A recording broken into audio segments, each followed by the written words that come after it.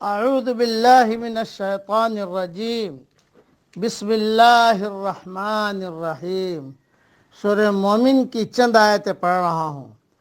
وقال ربکم ادعونی استجب لکم، اور تمہارے رب نے فرما دیا ہے کہ مجھ کو پکارو، میں تمہاری درخواست قبول کروں گا۔ ان الذين يستكبرون عن عبادتي سيدخلون جہنم داخرین، جو لوگ میری عبادت سے سرتابی کرتے ہیں وہ عن قریب ذلیل ہو کر جہنم میں داخل ہوں گے۔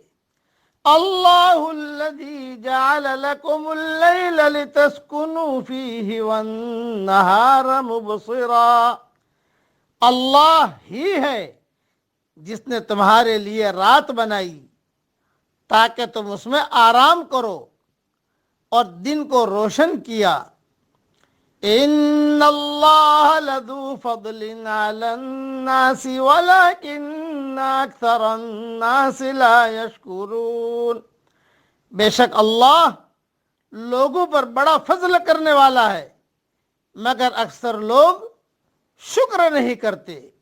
ذالکم اللہ ربکم خالق کل شیء، یہی اللہ تمہارا رب ہے، ہر چیز کا پیدا کرنے والا۔ لا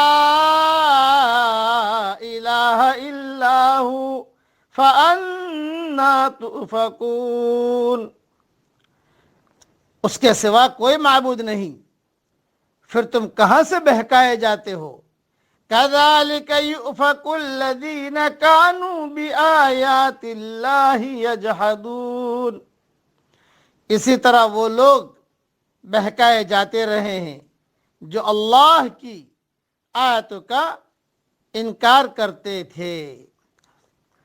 اس کی تشریح انشاءاللہ ریاض التفسیر میں اپنے وقت پر دیکھ لینا، مختصر میں ترتیب سمجھا دیتا ہوں۔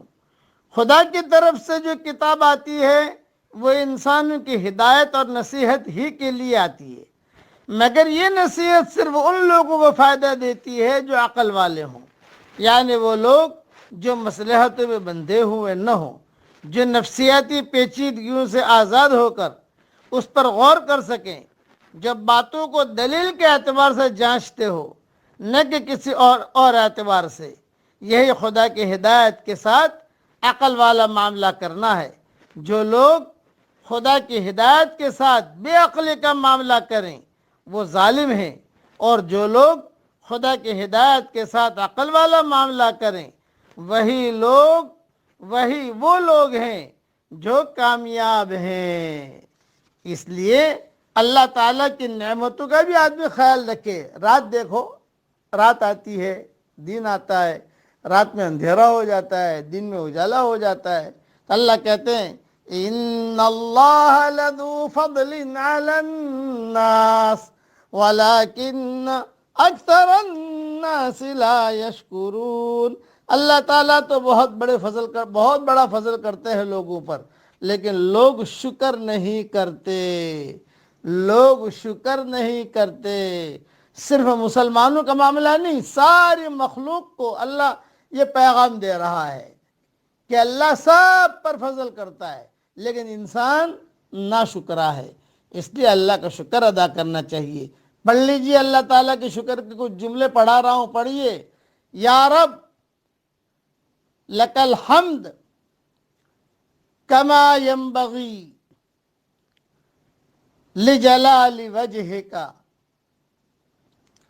وعظیم سلطانک، یا رب لک الحمد علی سابغ نعمک، اللہ تعالی ہم سب کو ان باتوں پر عمل کرنے کی توفیق عطا فرمائے۔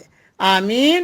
وآخر دعوانا ان الحمد للہ رب العالمین۔